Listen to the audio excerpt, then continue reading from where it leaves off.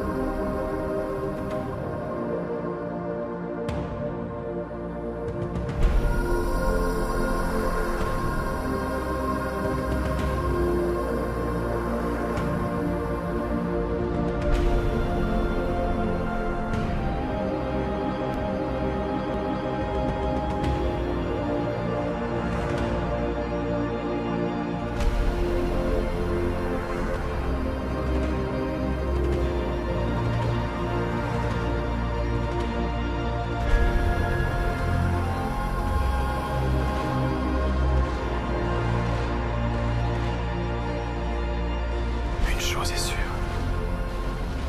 Où que nous allions, cette famille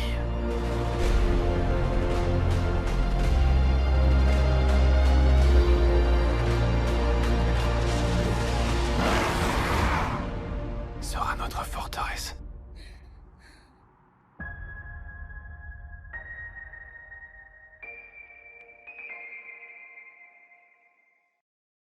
Avatar 2, La Voix de l'eau est le nouveau film de James Cameron, suite quasi directe du plus gros succès de l'histoire du cinéma. Il raconte la suite de l'histoire de Jack et de Neytiri devant fuir avec leur famille vers de nouveaux lieux de Pandora.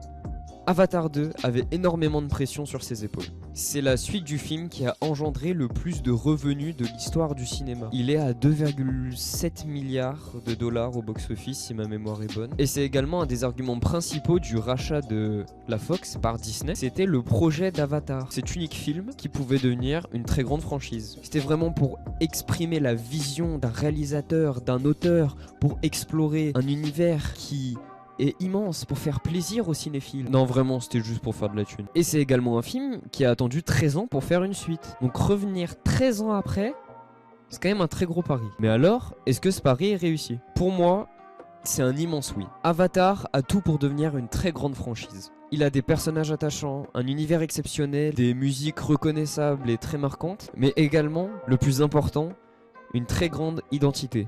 Par identité, je veux faire comprendre que par exemple si on vous montre une image d'Avatar, si on vous montre des bonhommes bleus autour d'une grosse forêt, 90% des gens qui étaient on va dire ados en 2009, je pense qu'ils vous disent sans hésiter Avatar. Et c'est un univers qui a marqué les gens et c'est pour ça que je dis une identité. Et surtout on sent que derrière il y a un réalisateur qui veut nous impressionner, nous faire ressentir des choses qu'on n'a jamais ressenties avant.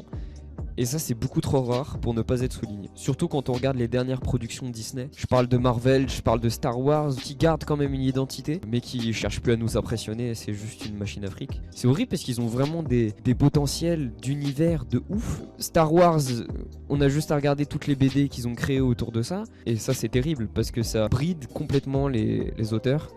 Et c'est terrible, c'est pour ça que voir des films comme Avatar où des centaines de millions sont dépensés et quand on donne les rênes à quelqu'un qui est compétent, ça donne des films comme Avatar et franchement c'est le plus grand succès de l'histoire du cinéma. Je comprends pas pourquoi on fait pas ça plus souvent, mais bon. Et vraiment l'attente de 13 ans, quand même, c'est pour une suite c'est immense, est totalement justifié. Le film est plus que magnifique, faudrait vraiment trouver un autre terme qui est au-dessus de magnifique parce que là c'est n'importe quoi à quel point le film est beau. Et vraiment James Cameron a pris 10 ans d'avance technologique sur toute l'industrie, mais ça devient une habitude, il l'avait déjà fait avec Avatar 1 qui a beau être sorti en 2009, mais toujours une raclée à tout ce qui sort aujourd'hui. Le film veut constamment repousser les limites des technologies. La chose la plus compliquée à faire en 3D, c'est l'eau. Et James Cameron il fait un film centré sur l'eau. Ah non mais vraiment c'est un taré ce gars. Alors déjà la simulation de l'eau a dû être horrible à faire. Et il y a aussi les incrustations de Spider qui est un nouveau personnage. C'est un humain qui vit avec les Na'vi et qui du coup il interagit avec eux, il vit avec eux, il joue avec eux, ils se font des câlins. Et vraiment quand on regarde les images de tournage que je vous montre là, bah ça a dû être une galère monstre de l'incruster quand même dans un monde comme ça. Le fait qu'il soit humain, il fallait vraiment créer ce décalage pour les acteurs aussi, de vraiment se dire qu'on n'est pas comme lui. On est vraiment des gens qui font 3 mètres. On est vraiment beaucoup plus fort, beaucoup plus musclé que lui. Et il faut vraiment faire ressentir ça à la caméra. Et ça a dû être horrible au tournage. Et vraiment c'est pour ça que je dis qu'il a pris 10 ans d'avance technologique sur tout le monde. C'est parce que c'est quelqu'un qui essuie les plâtres beaucoup. C'est quelqu'un qui prend des technologies encore nouvelles et qui les pousse dans ses derniers retranchements. On peut le voir par exemple avec Terminator 2, avec le T-1000. Ça a pris 3 ans je crois d'effets visuels. Mais ça a essuyé les plâtres, c'est-à-dire que maintenant c'est moche. On regarde, c'est moche, mais ça a du charme, mais c'est moche. Et c'est quelqu'un qui a essuyé les plâtres. Et sans ce genre de personne, sans ce genre de grand technicien, eh ben on n'aurait pas des résultats comme Avatar 2 justement. Et aussi allez le voir en 3D, vraiment parce que la 3D a une très mauvaise image au cinéma. Mais là c'est un film qui a été pensé pour la 3D et si vous le voyez pas en 3D c'est vraiment dommage. Le film reprend les thèmes du premier opus, notamment autour de l'environnement et de l'écologie, mais aussi il aborde de nouveaux sujets comme la famille ou l'éducation qui sont très bien exploités et très bien développés dans le film. Et on peut voir vraiment ce côté éducation avec le personnage principal, le personnage de Jake qu'on a déjà vu dans le premier opus, dans la manière dont il éduque ses enfants. Il les éduque d'une manière assez spéciale.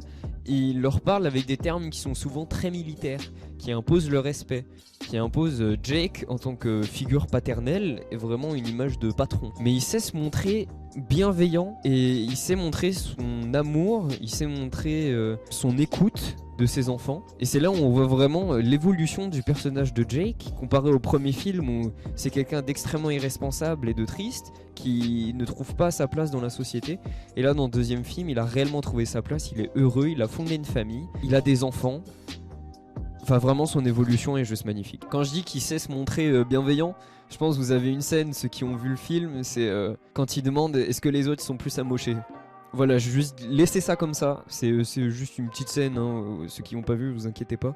Mais vraiment ceux qui ont vu le film, vous le savez, c'est là où je veux dire qu'il veut vraiment se montrer bienveillant. Le film est également très riche, il dure 3h20.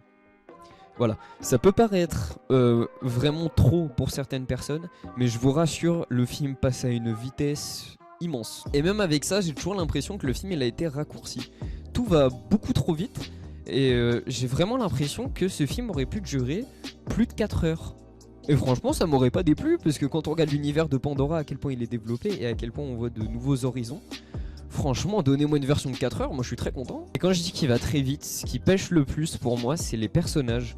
Il y a un personnage qui est vraiment sous-développé. Je vais pas dire lequel parce que ça pourrait être du spoil, mais j'ai cette impression de gâchis en fait. Ce qui peut être justifié d'un côté, mais je trouve ça vraiment dommage. Je pense que dans les scènes coupées, il y a beaucoup plus de scènes avec lui. Mais quand même, la version longue, on n'est même pas sûr qu'elle sorte un jour. Malgré tout cela, autour de développement de personnages, le film est incroyablement émouvant. Beaucoup plus que le premier. Et ça, c'était un défaut qu'on pouvait faire au premier, c'était vraiment les personnages qui étaient assez manichéens. C'est souvent le bien, le mal.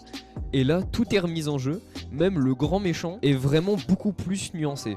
Et ça fait plaisir quand même. C'est pas juste une vision, tout est blanc, tout est noir. Vraiment là, c'est beaucoup plus développé. Et tout ce côté émouvant se retrouve dans les 40 dernières minutes du film. Alors je dis 40, mais le dernier acte, en gros, où j'étais dans un état de stress, j'étais pas loin de la syncope, vraiment j'étais à 2 doigts de faire une crise cardiaque, c'était n'importe quoi. Ces 40 dernières minutes, je crois que c'est les plus folles que j'ai pu regarder au cinéma.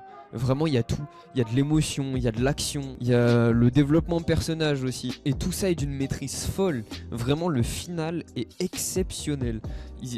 Ça fait 1 semaine que le film est sorti, je repense constamment à ces 40 dernières minutes. Et surtout de la beauté de ces 40 dernières minutes, parce qu'il y a des effets de lumière, notamment par rapport à la 3D. Encore une fois, ça a dû être une galère pas possible, mais c'est au-delà de magnifique. C'est vraiment au-delà. Et surtout, ce qu'on pouvait reprocher au premier film, c'est aussi son émotion. Je trouve que le film nous laissait un peu de marbre, c'est un peu le même défaut que j'ai avec Dune de Denis Villeneuve. C'est vraiment, on a tout pour que le film soit vraiment émouvant, mais il rate toujours cette marche qui nous fait vraiment nous ressentir vraiment triste. Et là, James Cameron a réellement réussi. Le film, à un moment, prend vraiment un virage et devient très très triste. Et ça marche, vraiment le développement des personnages est beaucoup plus poussé. Du coup, on s'attache très très vite aux personnages. Et le final est réussi et ça nous procure vraiment des émotions. Ce qu'on pouvait reprocher au premier film. Bref, Avatar 2 et même Avatar 1 méritent amplement le succès immense qu'il a eu et qu'il a toujours. On a juste à regarder les entrées d'Avatar 2 en France qui sont juste immenses. Même si Avatar 1 a cette image du film le plus surcoté de tous les temps, je suis pas vraiment d'accord, je pense qu'il y a pire. Et surtout, c'est pas du tout mérité, parce que c'est vraiment un film qui parle à tout le monde, qui repousse les limites de la technologie. Et souvent, le plus gros défaut qu'on peut retrouver, c'est le scénario qui est basique. Vraiment, c'est pas forcément un défaut. C'est pas parce que le scénario est basique, même simple, qu'il est pas efficace. Et dans Avatar 1, il est très très efficace le scénario. James Cameron a déclaré dans une interview que pour que le film soit rentable, il fallait qu'il fasse 2,5 milliards au box-office. C'est-à-dire qu'il se place à la 3e position des films qui ont le plus rapporté de l'histoire du cinéma. Ah, il a pas perdu son ambition, hein, vraiment. Et vraiment, je pense qu'il va taper le top 10 des films qui ont le plus rapporté. Alors s'il va dans le top 3 et qu'il rapporte vraiment 2,5 milliards, je suis l'homme le plus heureux du monde. Il pourrait y avoir 45 suites, j'irai toutes les voir parce que vraiment Pandora mérite d'avoir son propre univers et son propre univers qui est vraiment étendu de partout. Et même Jurassic World 3 a réussi à taper le milliard, alors vraiment si Avatar 2 y arrive pas, je perds foi en l'humanité. J'espère que ce film ne va pas bider parce que vraiment il le mérite pas. Et James Cameron a amplement réussi sa mission de faire une suite à la hauteur de ses ambitions. Et quand même en termes d'ambition, il s'y connaît James Cameron quand même, hein. Il a fait Terminator 2, il a fait Titanic, il a fait Avatar. Ah, oh non, il est fort, non, il est très très fort. Voilà, la première édition de ce nouveau format, je sais pas encore comment l'appeler, est finie. J'espère que ça vous a plu. J'essaie de me diversifier un peu plus sur ma chaîne et pas que faire des Ciné Chill. En attendant, Ciné Chill 3, il est en cours d'écriture, donc je vous tiens au jus. D'ici là, passez de bonnes fêtes de fin d'année, un bon Noël. A plus!